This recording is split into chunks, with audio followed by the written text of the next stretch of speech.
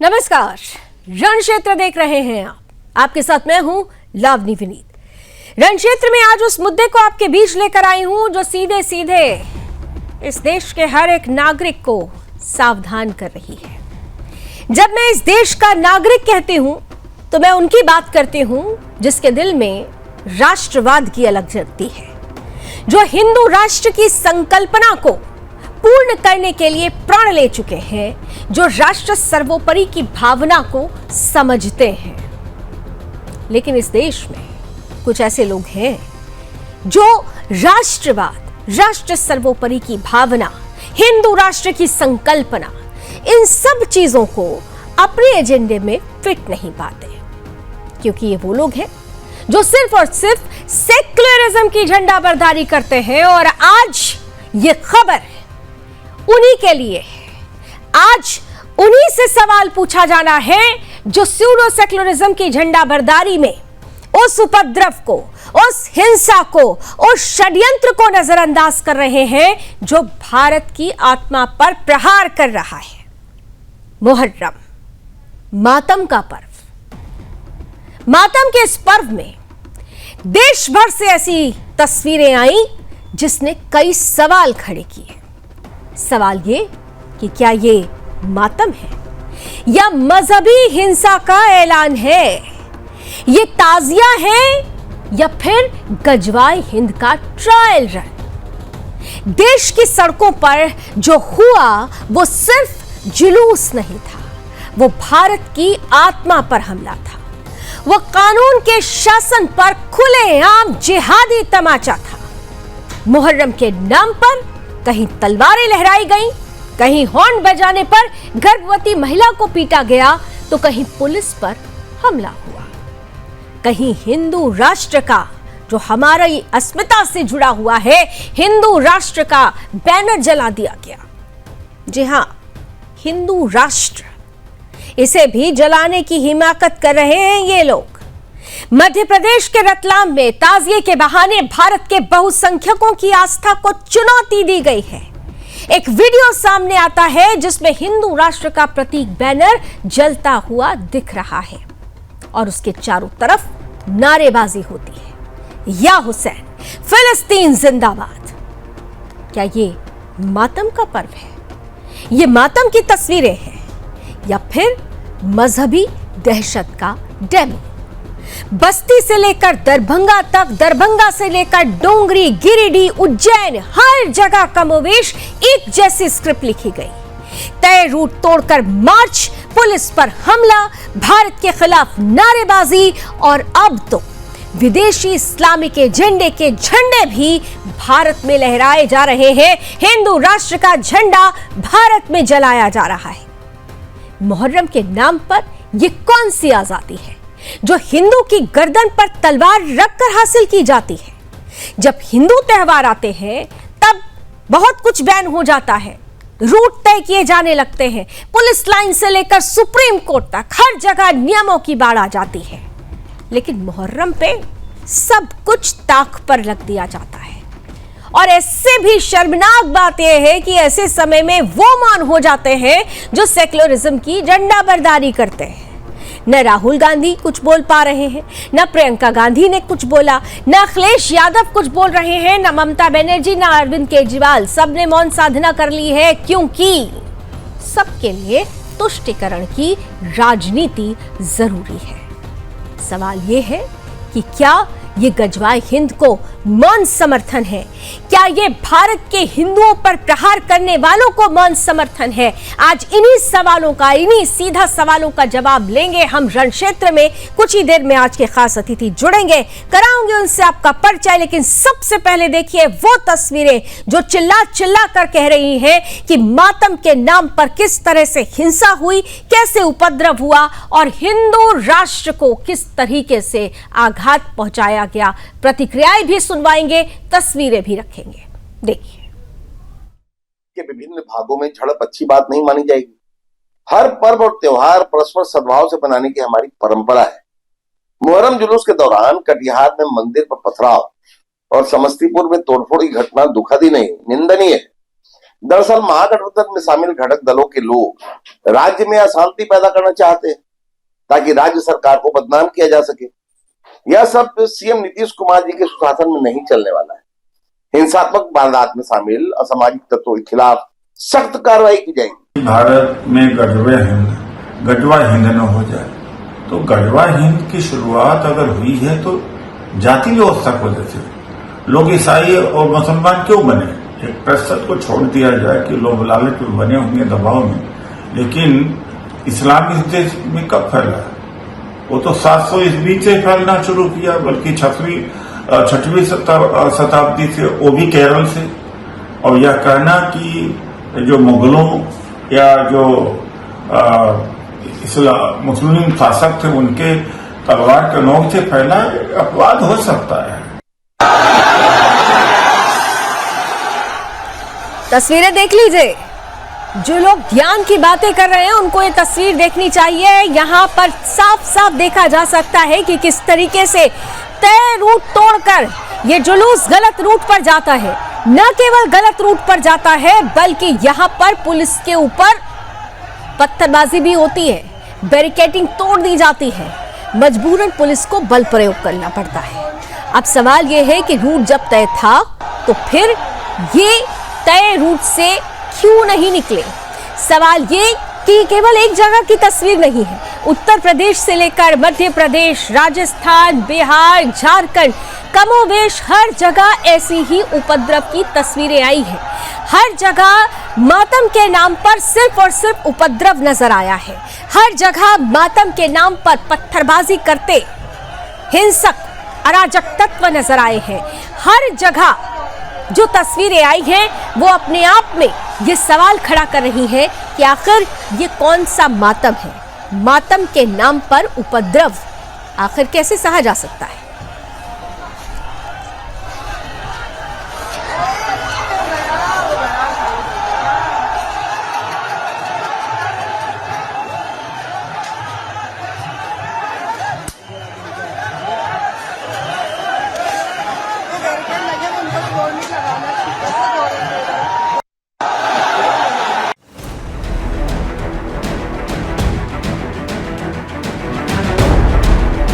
ये मातम नहीं, ये मजहबी युद्ध का ऐलान है। ये जुलूस नहीं, ये गजवाए हिंद का ट्रायल रन है।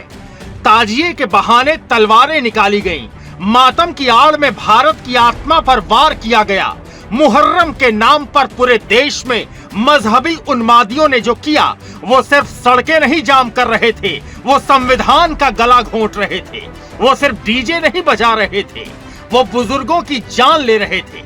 वो सिर्फ रास्ता नहीं बदल रहे थे, वो भारत के नक्शे को बदलने की जिद में थे। बस्ती से दरभंगा तक, उज्जैन से डोंगरी तक, गिरिडीह से मुजफ्फरपुर तक, भारत के हर कोने में एक ही स्क्रिप्ट चली। भारत के कानून की धज्जियां हिंदुस्तान की पुलिस पर वार। पहली तस्वीर एमपी के रतलाम जिले की है, जहां मुहर्रम के नाम पर मजहबी उन्माद को पूरे देश में फैलाया गया। उत्तर प्रदेश, मध्य प्रदेश, महाराष्ट्र, झारखंड, बिहार, हर तरफ एक ही पैटर्न। राष्ट्रीय ध्वज का अपमान, सड़कों पर कब्जा, लाठी डंडे, तलवारें, नारेबाजी और गजवाए हिंद का शक्ति प्रदर्शन। रतलाम में जहां मुहर्रम के जुलूस के दौरान हिंदू राष्ट्र का बैनर जलाने का वीडियो वायरल हुआ, जिसमें इलाके में तनाव फैल गया। हिंदू संगठनों ने थाने का घेराव करके पुलिस से कार्रवाई की मांग की। पुलिस ने जांच शुरू कर दी है और पूरे इलाके में पुलिस बल तैनात किया गया।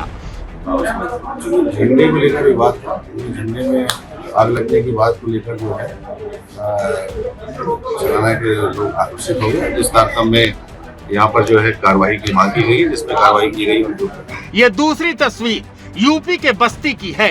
बस्ती के बरोहिया कला में मजहबी जुनून इस हद तक पहुंचा कि एक हिंदू परिवार सिर्फ इसलिए पीटा गया क्योंकि उन्होंने रास्ता मांगने के लिए हॉर्न बजा दिया।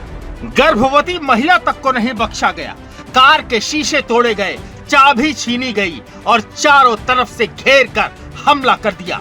और ये सब हुआ या हुसैन के नारे और फिलिस्तीन जिंदाबाद की गूंज के बीच।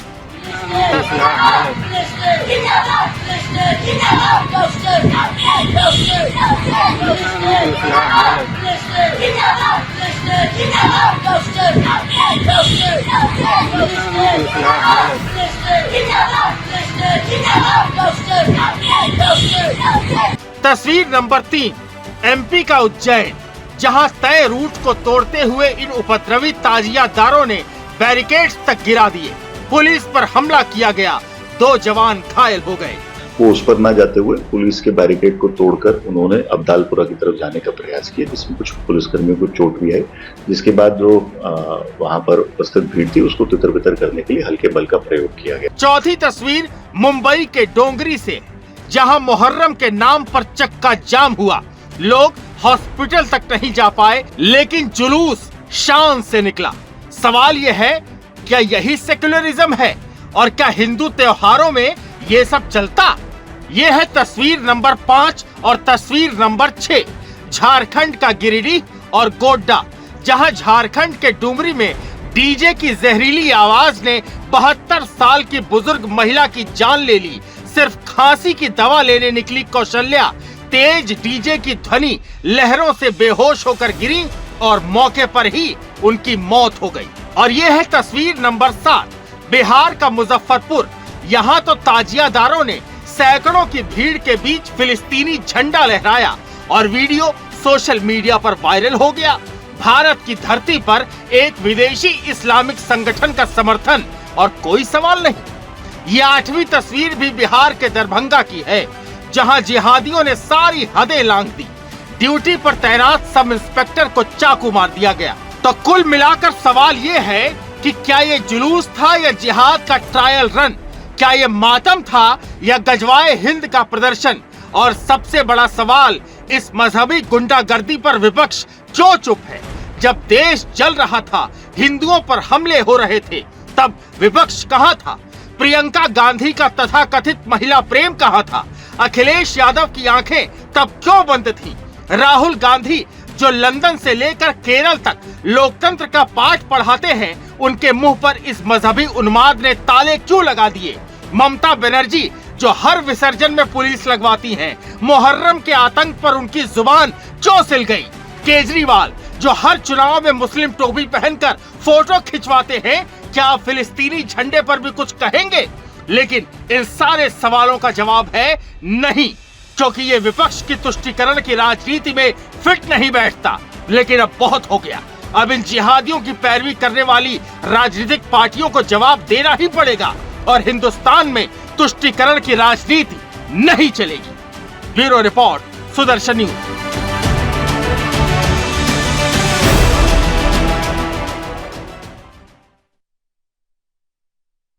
तो क्या ये मौन समर्थन है गजवाए हिंद के एजेंडे को पूरा करने वाले लोगों के लिए? सवाल बड़ा है और इसीलिए इन सवालों का जवाब देने के लिए आज गेस्ट पैनल भी बड़ा है। आइए स्वागत करते हैं आज की गेस्ट पैनल का। स्क्रीन पर लेकर आइए हमारे साथ इस वक्त जाने माने हिंदू धर्मगुरु अजय गौतम साहब जुड़ चुके हैं। हमारे साथ ही साथ जाने माने मुस्लिम स्कॉलर हैं मौलाना शहाबुद्दीन जी भी जुड़ चुके हैं। साथ ही साथ विश्व हिंदू परिषद के राष्ट्रीय प्रवक्ता विनोद बंसल जी हैं इस पैनल में। समाजवादी पार्टी का पक्ष रखने के लिए पूजा मिश्रा जी हमारे साथ हैं और कांग्रेस पार्टी से हमारे साथ वाचस्पति द्विवेदी जी जुड़ चुके हैं। बीजेपी से भी अभी कुछ ही देर में हमारे साथ मेहमान जुड़ेंगे। आप सभी का बहुत बहुत स्वागत है और मैं सीधे मौलाना साहब आज आपके साथ शुरुआत करना चाहती हूं और बड़ा सवाल है, इस्लाम में ये मुहर्रम के नाम पर मातम का ये पर्व कहा जाता है, लेकिन तलवारें लहराई गई, पत्थरबाजी की गई, हिंदू राष्ट्र का वो जो बैनर लगा हुआ था, झंडा जिसे कहा जा रहा है, वो तक जला दिया गया। यही है मातम का पर्व? मौलाना शहाबुद्दीन जी। देखिए मोहतरमा ऐसा है कि मुहर्रम का जो जुलूस या मुहर्रम का जो त्योहार है वह हजरत इमाम हुसैन रज़ियल्लाहु ताला अन्हु से मंसूब है और उनकी याद में मनाया जाता है। बेशक तमाम त्योहार हैं। बिल्कुल, मैं मौलाना जी एक बस 2 सेकंड आपको रोक रही हूँ। गौरव राजावत भी हमारे साथ जुड़ चुके हैं भारतीय जनता पार्टी के पक्ष रखने के लिए। गौरव, आपका भी स्वागत है। आती हूँ मैं आपके पास। जी मौलाना साहब, पूरा कीजिए प्लीज, बोलिए। जी, तो यानी उत्तर प्रदेश नहीं बल्कि पूरे भारत में एक दो घटनाओं को छोड़ दीजिए तो बाकी बहुत अच्छे से और बगैर विवाद के अमन और शांति के साथ में मौलाना गुजर साहब, ये गया। एक दो क्योंकि घटना नहीं है। लाइन ऑर्डर और एक दो इंतजाम, घटना हुकूमत नहीं के है। इंतजाम अच्छे थे, उत्तर प्रदेश, व्यवस्थाएं मध्य अच्छी प्रदेश, थीं। बिहार, राजस्थान, झारखंड, ये हर जगह से खबरें आ रही है। आप एक दो जगह बोल रहे हैं इसे, ये तो सेम पैटर्न चला अरे मुझे आ रहा है। जवाब तो देने दिए, जवाब तो देने नहीं, दीजिए। जवाब मोहतरमा। आप जवाब दीजिए, लेकिन मोहतरमा, गलत जवाब बात तो मत देने बोलिए ना। दीजिए। नहीं, आप जवाब बिल्कुल दीजिए आप मौलाना जवाब- साहब, लेकिन गलत मत बोलिए ना। नहीं, बिल्कुल एक दो मैं जगह सही से बोल नहीं रहा हूं, आई है ये खबरें, गलत नहीं बोल रहा हूं। एक दो जगह आप से मुझे- नहीं है। तो क्या आप मेरे ऊपर टैब लगा देंगे? मेरे जुबान पे जुबान पे आप ताला लगाएंगे आपको क्या? बुलाया है तो जब आपकी आपने मुझसे जुबान पर सवाल किया ताला तो क्यों मेरा जवाब लगाएंगे नहीं दिया। मौलाना साहब? लेकिन आप अगर गलत नहीं, बात नहीं, आप कहेंगे कैसे तो कह मुझे सकती हैं, मैं गलत बोल रहा हूं, अगर सही आपको बोल रहा हूं। जानकारी नहीं है तो मैं बता रही हूँ ना, आप जानकारी जज हैं। दुरुस्त कर अरे लीजिए। आप जज मौलाना हैं। साहब, जानकारी अरे आप दुरुस्त जज कर हैं। लीजिए। आप क्या आप हैं? जानकारी चीफ दुरुस्त जस्टिस हैं करेंगे, आप? एक जो दो आप जगह कहेंगी की कि मैं बात गलत नहीं है बोल रहा हूं। मौलाना अगर मैं शहाबुद्दीन ये कह जी। दूं आप गलत बोल रही तो आप बोलिए पूरा। अगर मैं कह दूं आप गलत बोल रही तो क्या होगा? तो प्रत्यक्ष को प्रमाण की मैं कह रहा जरूरत हूं कि नहीं, आप गलत बोल रही हैं। चलिए, प्रत्यक्ष को मैं प्रमाण आपकी की बात को जरूरत गलत नहीं ठहरा रहा था, मगर आपकी जो रिपोर्टिंग है सरासर गलत है, नाइंसाफी पर मबनी है, अन्याय है। बिल्कुल आपने गलत रिपोर्टिंग की है। आपने बारीक बारीक जरा जरा सी बातों को बढ़ा चढ़ा के आपने पेश किया है। और मौलाना शहाबुद्दीन जी, आपको पता है अब आप लोगों की बात पर, अब आप लोगों की बात पर मुझे आक्रोश नहीं आता, मुझे आप लोगों की इस बात पर हंसी आती है, क्योंकि आप जानबूझकर नासमझ बनने का प्रयास कर रहे हैं, क्योंकि आपका एजेंडा एक जगह फिट है। आप बोलिए ना, ये हिंदू राष्ट्र का झंडा, ये इस वक्त तस्वीरें चल रही है, अगर आप टीवी देख रहे हो तो देखिए, क्या कहेंगे इस पर?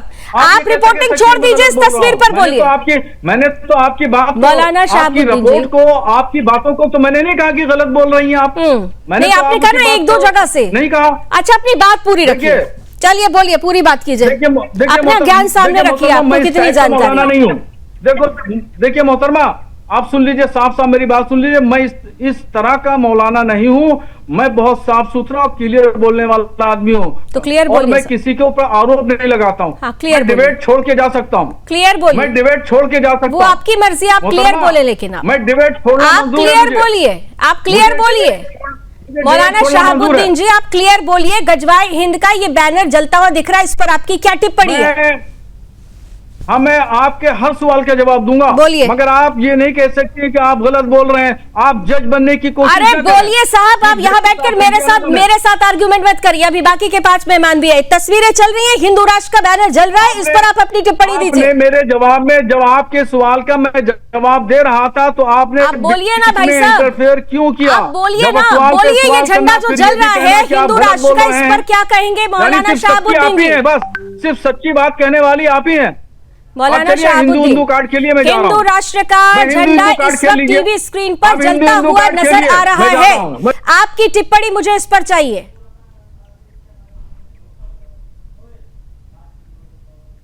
मौलाना साहब क्या अभी हैं हमारे साथ, या वो जा चुके हैं? पैनल क्लियर कीजिए। अब आप स्वयं देखिए, उस विंडो को जरा खाली रखिएगा, क्योंकि ये तस्वीरें उन्हें देखना चाहिए जिनको ये जो शुरू से इस डिबेट को देख रहे हैं। मेरा बड़ा साधारण सा प्रश्न था, उन्होंने कहा कि एक दो जगह से ये तस्वीरें आई हैं, मैंने कहा कि कमोवेश कई जगहों से ये तस्वीरें आई हैं।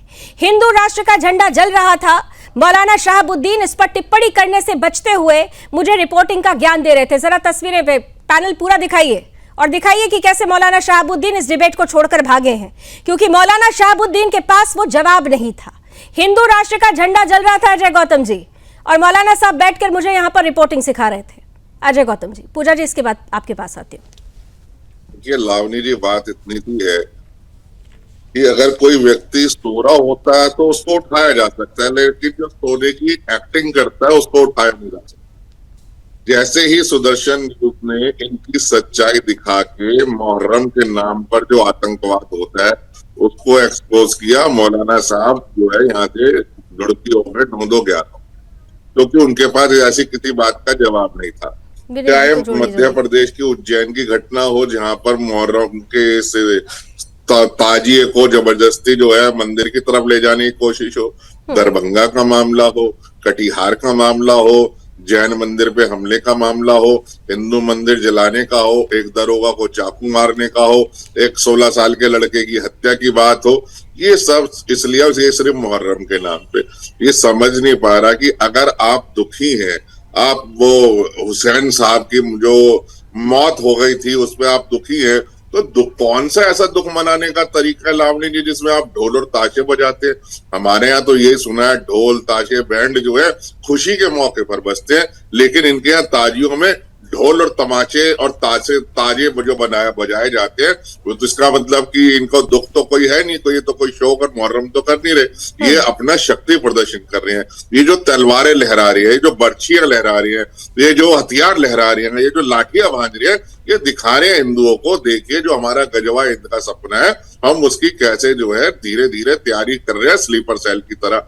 और कहीं ना कहीं पूरे देश में चाहे शब्बे रात हो, चाहे शब्बे रात पर भी यही हुड़दंग होता है, मुहर्रम हो तब भी यही हुड़दंग होता है, और चाहे हमारे हिंदुओं की शोभा यात्रा निकले उस पर भी यही लोग ये हुड़दंग करते हैं। सबसे बड़ी बात ये इन्हें बिना हुड़दंग के रहना ही नहीं है। और सबसे बड़ी बात ये होती है कि जब ये तस्वीरें हम सामने रखते हैं तो इस तस्वीरों पर भी सेलेक्टिव स्टेटमेंट आने लगते हैं, इस पर सेलेक्टिव अप्रोच दिखाया जाने लगता है। मौलाना शहाबुद्दीन आज इस डिबेट को छोड़कर इसलिए भागे क्योंकि उन्होंने कहा कि इक्का दुक्का जगहों पर ऐसा हुआ। मैंने उनको वो राज्य, वो जगहें बता दी। मैंने उनसे कहा कि हिंदू राष्ट्र का ये बैनर जलता है, तथाकथित झंडा कहा जा रहा है, लेकिन वो बैनर था, इससे जलाया जाता है यहाँ पर। इस पर उनकी टिप्पणी नहीं आ रही थी, हिंदू राष्ट्र पर टिप्पणी नहीं आई। उन्होंने मुझे रिपोर्टिंग का ज्ञान दे दिया।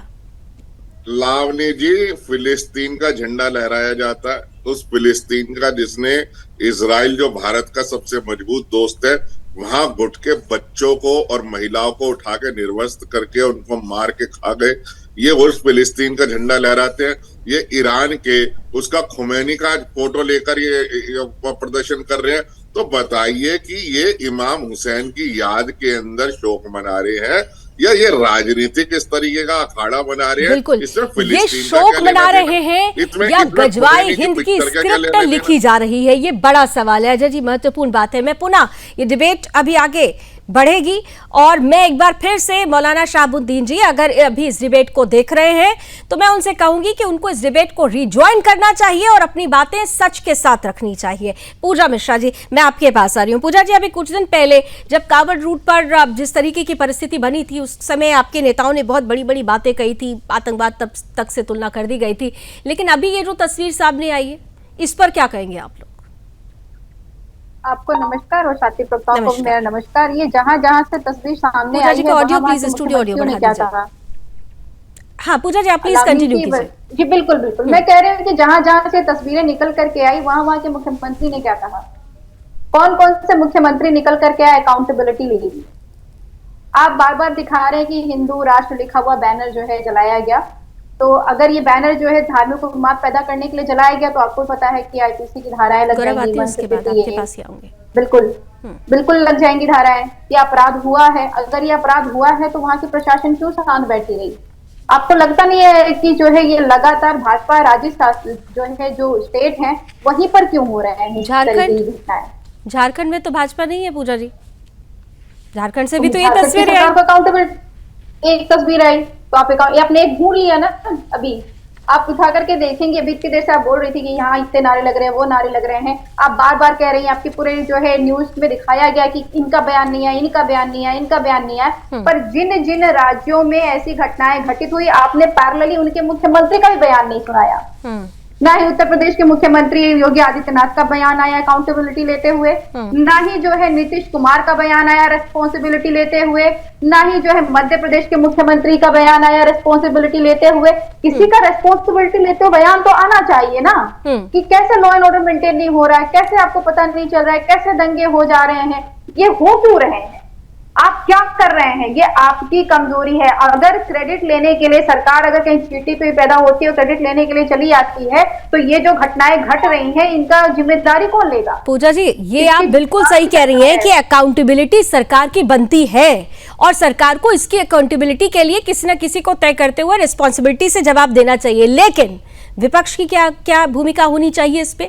क्योंकि कावड़ वाले मसले पर जिस तरीके से विपक्ष ने प्रतिक्रिया दिखाई थी, जिस तरह से समाजवादी पार्टी से प्रतिक्रिया आई थी, क्या इन तस्वीरों पे प्रतिक्रिया नहीं आनी चाहिए समाजवादी पार्टी की? तो क्यों नहीं आ रही समाजवादी पार्टी की? कौन से तब भी सरकार से सवाल पूछा था, किस लीडर ने कहा कि ये गलत है? आपके किस लीडर ने सामने आके कहा कि ये जो बाहर निकले इन्होंने मातम के नाम पर जिहाद फैलाया, इन्होंने मातम के नाम पर उपद्रव मचाया? आप बताइए ना, किस लीडर ने कहा? आपका चैनल किस हमारे लीडर के पास में गया और बाइट नहीं? अरे बात छोड़िए ना, आपका चैनल क्या, मैं तो अभी लाइव डिबेट में कह रही हूँ, मैं लाइव डिबेट में कहती हूँ आपके अध्यक्ष अखिलेश यादव जी को मैं लाइव डिबेट में आमंत्रण देती हूँ कि वो सुदर्शन न्यूज के मंच पर आए और वो अपनी बातें रखें, लेकिन आपके मुखिया खुद सुदर्शन मंच पर आना नहीं चाहते हैं, वो खुद सुदर्शन के सवालों से घबराते हैं, तो इसमें फिर उनको तय करने दीजिए। आप हमें मत कहिए, मैं तो दे रही हूँ ना, मैं लाइव डिबेट में, और एक बार नहीं इसके पहले भी हमारे प्रधान संपादक अखिलेश यादव जी को लाइव डिबेट में आमंत्रण दे चुके हैं। आपके मुखिया खुद हमारे मंच पर आने से घबराते हैं, वो आपके मुखिया खुद हमारे मंच पर आने से घबराते हैं। बहरहाल don't Daryl the debate, answer पर आइए।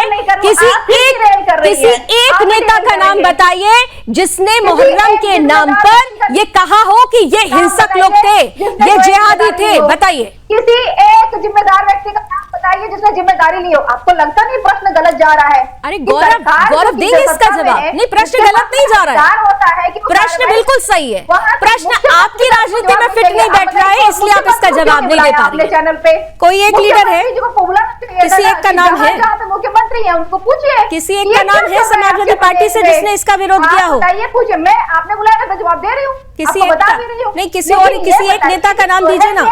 पूजा जी तो यहाँ बैठे हुए अपनी पार्टी का पक्ष रख रही हैं, साधुवाद है, स्वागत है। आपकी पार्टी के कोई बड़े नेता का कोई ट्वीट आया, कोई स्टेटमेंट आया, पूजा जी जो है कहीं कुछ घटना घट जा रही है, आप लोग विपक्ष को उठा करके सवाल पूछने लगते हैं, क्योंकि विपक्ष मानना पड़ेगा। आप देखिए, जो है ये देखिए, यानी विपक्ष को खत्म कर दे, बहुत सही है, विपक्ष की कोई भूमिका नहीं है। गौरव राजावत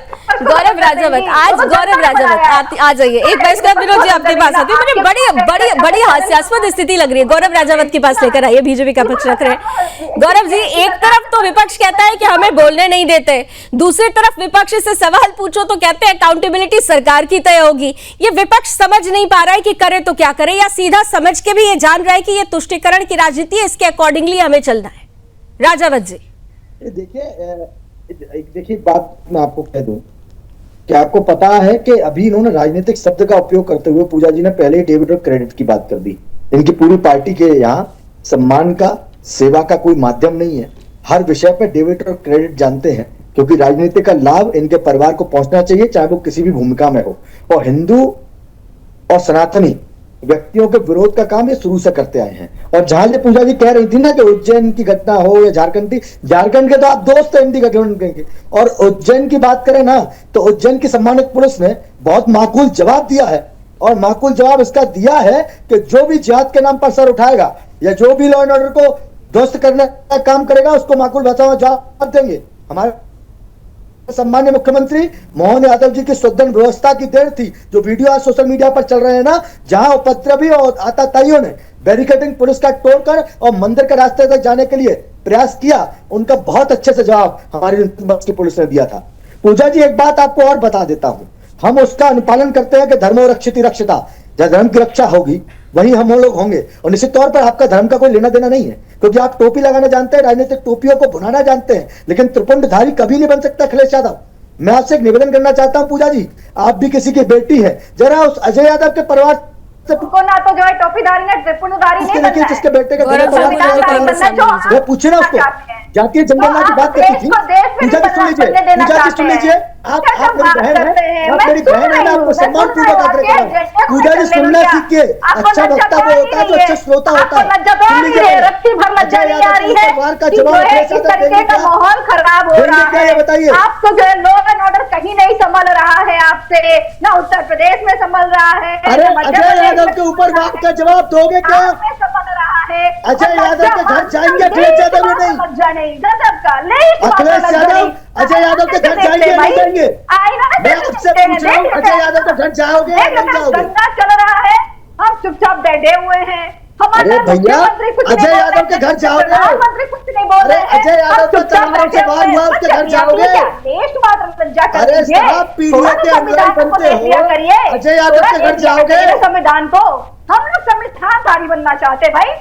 हम ना तो जो है हम संविधान की सबसे बड़ी हत्या करने का आपने काम किया है। धर्म दूसरे नंबर पे तो आता है। संविधान विरोधी लोग है ना, आप उनके साथ खड़े हैं इंडिया गठबंधन में, जिन्होंने संविधान की चलिए, हत्या की। आइए, पूजा जी की एक बात मैंने बड़ी ध्यान से सुनी। पूजा जी ने कहा कि संविधान पहले आता है, धर्म बाद में आता है, लेकिन ये जो तस्वीरें, जरा इस पर बोल दीजिए कि क्या ये लोग जो उपद्रव मचा रहे हैं ये संविधान को ऊपर मानते हैं या फिर धर्म को या फिर शरिया को? आइए हुए गजवाए हिंद के जो समर्थक हैं, गाहे बगाए तस्वीरें सामने आ जाती है, लेकिन मुहर्रम पर जिस तरीके की तस्वीरें आई, हिंदू राष्ट्र के बैनर को जला देना और एक बार नहीं बार बार जलाते हुए फिलिस्तीन जिंदाबाद के नारे लगाना, ये क्या दर्शाता है? आपने ये पहली बार नहीं हुआ, ये इस्लामिक जिहादी फोर्सेज जो है ना, पिछले अनवरत कई दशकों से इस काम को करते चले आ रहे हैं और लगातार मुझे नहीं पता कि कोई भी किसी भी वर्ष का कोई मुहर्रम ऐसा खाली गया हो जबकि इस्लामिक जिहादी उत्पातियों ने हिंदुओं पर हमले न किए हों। मेरी बहन ये कह रही थी कि दंगा, ये दंगा नहीं था भाई, ये दंगा तो एक दोनों तरफ का होता है। इस मुहर्रम में दंगा नहीं होता, मुहर्रम में हमले होते हैं और एक तरफा हमले होते हैं, हथियारों के साथ होते हैं। आप देखिए कि ये जो दंगा करने गए थे, कई लोग तो स्वयं जल भी गए। अभी देखो जो जो जो जो जलाने की कोशिश कर रहे थे खुद भी जल गए एक जगह। अब मैं कहना चाहता हूं, देखिए जब शासन प्रशासन के नियमों का आप अनदेखी करोगे तो और नहीं तो कम से कम जो जो इलेक्ट्रिकल तार है ना, वही आपको अपने जद में ले लेंगे। ये भी समझना पड़ेगा, शासन के जो क्षमता है उसको भी समझना पड़ेगा। और आप देखिए जिस तरह से एक नहीं, एक राज्य नहीं, एक स्थान नहीं और दर्जनों स्थानों पर जिस तरह के उपद्रव, उत्पात और हमले हुए हैं, वो बेहद निंदनीय, चिंतनीय और संपूर्ण देश के लिए आंखें खोल देने वाले हैं। इस पर राजनीतिक रोटियां नहीं सेकनी चाहिए और गलत को गलत और सही को सही कहने की इच्छा शक्ति हर एक राजनीतिक दल के अंदर होनी चाहिए। मैं कहना चाहता हूं, आखिरकार जब जिहादी हमले करते हैं तो वास्तविकता ये है कि भाई कोई भी जो राजनीतिक विपक्ष का राजनीतिक दल है वो न तो घटने की निंदा करता है, न जिहादियों का जो खंडन करता है, उनके विरुद्ध कुछ एक शब्द नहीं बोल सकता। हिंदुओं के पक्ष में तो बोलने का कोई अर्थ ही नहीं है। आप देखिए कि ये तो कहेंगे कि सरकार क्या कर रही थी, शासन प्रशासन क्या कर रहा था। मैं मानता हूं शासन प्रशासन और सरकार को भी दंडात्मक व्यवस्था पहले से करनी चाहिए, लेकिन दुर्भाग्य इस देश का यह है कि अगर शासन प्रशासन ने पहले अंकुश लगाया, कभी आप यहां से नहीं जाओगे तो उत्पात करेंगे, अगर जब अंकुश लगा दिया तो क्यों लगाया अंकुश, उसको उत्पात करेंगे, और अगर जाने दिया और कहीं वो इलेक्ट्रिकल लाइन पे टच हो गए या खुद ही अपने मारकाट जो चल रही है, मारकाट का जो प्रदर्शन। जी विनोद जी, शायद नेटवर्क का कुछ इशू आया है। वाचस्पति जी, जल्दी से आपके पास आते हुए, सरकार की अकाउंटेबिलिटी तो होती है, सरकार ने कुछ नियम बनाए तो थे, लेकिन कहाँ माना इन अराजक तत्वों ने, कहाँ माना इन जिहादियों ने उन नियमों को ताक पर रखा मजबूरन। फिर जब प्रशासन का डंडा चला तो फिर ये कहा जाने लगा कि देखो देखो किस तरीके से मुसलमानों पर डंडे बरसाए जा रहे। वाचस्पति जी। जी नमस्कार, और हमने सभी गोपनीय साथियों को बहुत प्यार भरा नमस्कार। चलिए, कम से कम अंत में कांग्रेस पार्टी की आपको याद तो आई। नहीं, कांग्रेस पार्टी तो महत्वपूर्ण पार्टी है साहब, कोई बात, बहुत महत्वपूर्ण पार्टी है, कोई बात नहीं, और आजकल तो खूब बहुत महत्वपूर्ण पार्टी है। कोई बात नहीं, देर आए दुरुस्त आए, कोई बात नहीं। मैं जो आप कह रहे हैं, जो जितनी भी घटनाएं हुई हैं, इनका सख्त मजम्मत मैं करता हूं, कांग्रेस पार्टी की तरफ से मैं सख्त मजम्मत करता हूं कि यह जो त्योहार है, इसके आपका मुहर्रम कोई खुशी का त्योहार नहीं है, ये एक आपका मातम का त्योहार है। मातम के त्योहार पे जिस तरीके से उपद्रव तत्व इकट्ठे हुए और जिस तरीके से उन्होंने घटना कारित की, वो बहुत निंदनीय है। मेरा मानना है कि जो भी प्रशासन जिस भी राज्य में आप सब बता रहे हैं, उनमें सब जगह लगभग पीस कमेटीज होती हैं। पीस कमेटीज में जो दोनों धर्मों के लोग या सभी धर्मों के जो लोग आते हैं, उनकी अकाउंटेबिलिटी भी आप फिक्स करिए। उनको जिम्मेदार ठहराया जाना चाहिए कि उन्होंने अब बड़ी बड़ी बातें की होती हैं, चाहे वो हिंदू धर्म की तरफ से हो, चाहे मुस्लिम धर्म की तरफ से हो या कोई और भी। जिनने ये उत्पात किया है, उनको जो पीस कमेटी के जो मेंबरान उसमें शामिल हुए हों, उनकी अकाउंटेबिलिटी फिक्स करिए और उन पे कार्रवाई करिए। अगर आप पीस कमेटी में आते हैं तो आप अपने समाज की जिम्मेदारी लेके आते हैं, आपको अपने समाज को कंट्रोल करना चाहिए। अगर आप समाज का कंट्रोल नहीं कर पाते हैं तो आप किस स्तर पर शासन और प्रशासन के सामने अपना पक्ष रखते हैं और शासन प्रशासन की नीयत के हिसाब से आप मैं व्यक्तिगत रूप से आपको जानती हूं और मैं इस चीज के लिए साधुवाद करती हूं कि जब भी ऐसी खबरें आती हैं आप व्यक्तिगत रूप से इसकी मजम्मत करते हैं, लेकिन मैं बड़ा सीधा सा सवाल करने वाली हूं, क्या ये जिम्मेदारी सिर्फ वाचस्पति जी की ही है कि जब वो डिबेट पर आएंगे तो इसकी मजम्मत करेंगे, या फिर ये जिम्मेदारी राहुल गांधी जी की भी है? लोकतंत्र को लेकर बड़ी बड़ी बातें करते हैं ना, तो ये लोकतंत्र पर ही तो हमला था। हिंदू राष्ट्र का झंडा जल जाता है, वो मौन साधना में क्यों रहते हैं? गजब, बहुत गजब की बात आपने कही। बिल्कुल, इसमें गजब क्या लगा आपको, जरा ये भी बता दीजिएगा। संविधान जी हाँ। लोकशाही से चलता है और संविधान से, आईन से चलता है, ठीक है। तो जो संविधान है उसके तहत हिंदू राष्ट्र की परिकल्पना कहां से आ गई? जब हिंदू राष्ट्र तो संविधान के तहत फिलिस्तीन जिंदाबाद के नारे कहां से आ गए?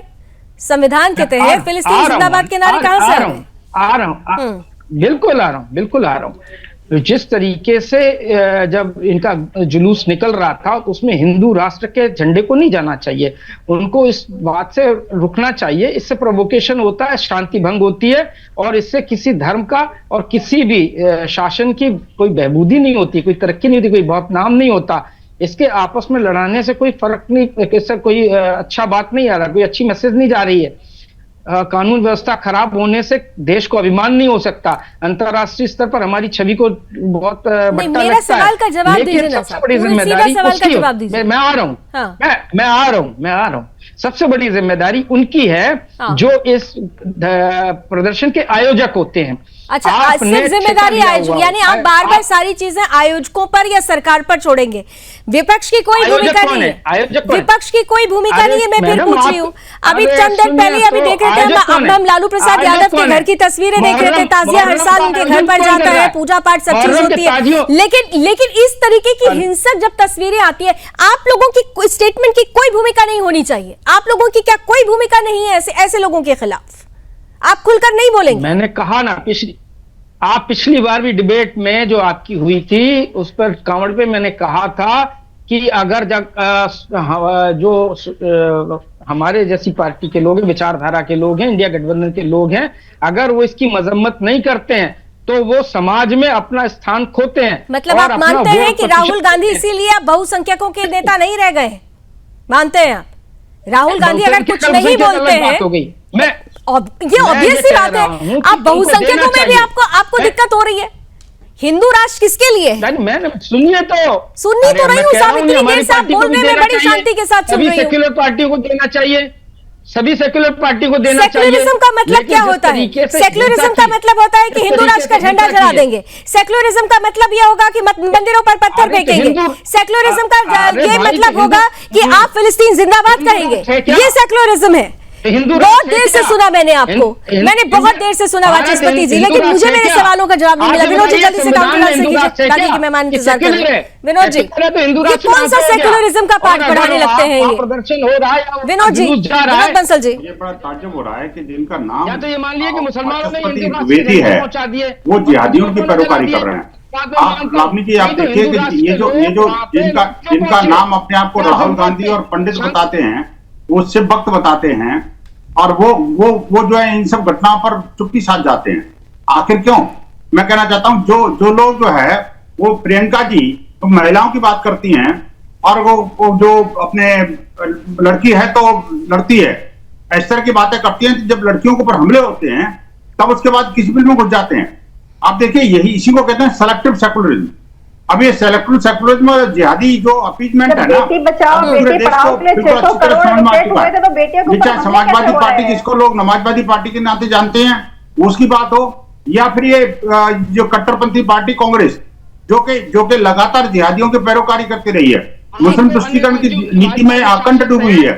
इनके प्रवक्ता एक शब्द निंदा के नहीं बोलते, और लगातार इनके काल में इस तरह की जिहादी घटनाएं होती रही है। बार प्रश्न उठा जा रहा है कि इन नेता ने नहीं बोला, उन नेता ने नहीं बोला। ऐसा तो देखा जाए तो शिवसेना भी है, एनसीपी अजीत पवार आवाज नहीं आ रही जी इनकी। है, कितने जो है पॉलिटिकल पार्टीज हैं जिनकी तरफ से यानी सरकार की तरफ से खुद बयान नहीं आया।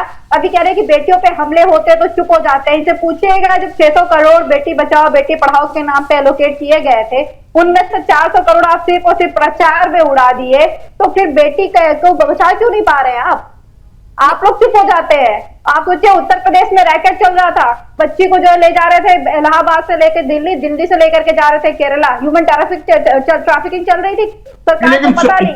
नहीं, वही तो मैं कहना चाहता हूँ, जो फूलपुर से 17 साल की बेटी को एफआईआर दर्ज की हुई है, बेटी को जब तो सही पुलिस ने प्रशासन ने पकड़ ली तो आखिरकार पूजा जी, लेकिन ये सब कहकर पूजा मिश्रा जी ये सब कहकर क्या इस बात को नजरअंदाज कर दिया जाए कि चंद जिहादियों की वजह से बस्ती की एक गर्भवती महिला को जो पीटा गया, इस सब नहीं पूजा मिश्रा जी आपकी जो बातें हैं इसका जवाब अभी गौरव जी से ले लूंगी, लेकिन क्या इसका मतलब ये है कि आपकी बातों को ध्यान में रखते हुए इस खबर को नजरअंदाज कर दे कि जिहादियों ने एक गर्भवती महिला को पीटा, नजरअंदाज कर दे, इस पर चर्चा नहीं होनी चाहिए?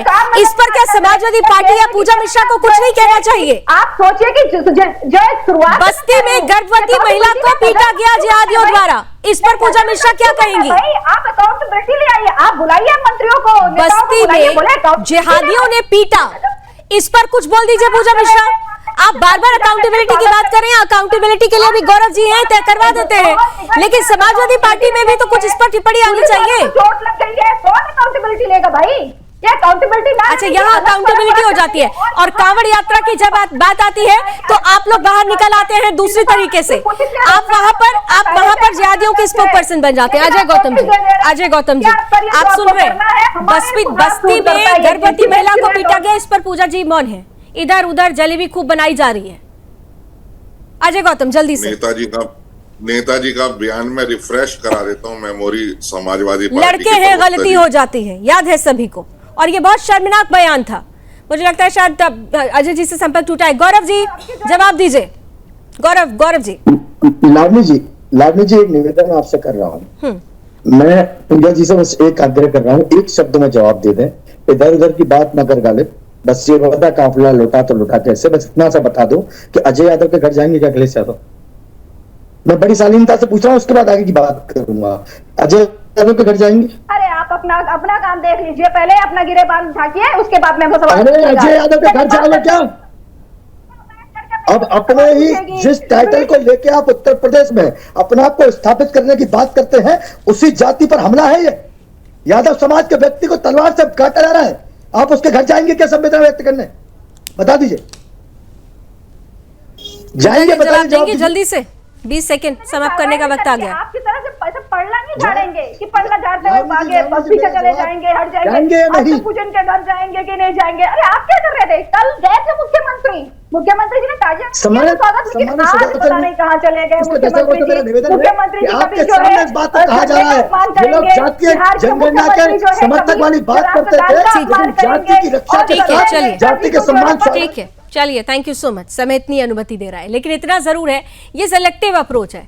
पॉलिटिकल पार्टीज अपनी सेलेक्टिव अप्रोच के साथ ही राजनीति करेंगी। जागना हिंदू को होगा, विश्लेषण आकलन हिंदू को करना होगा, क्योंकि ये गजवाए हिंद की स्क्रिप्ट है साहब।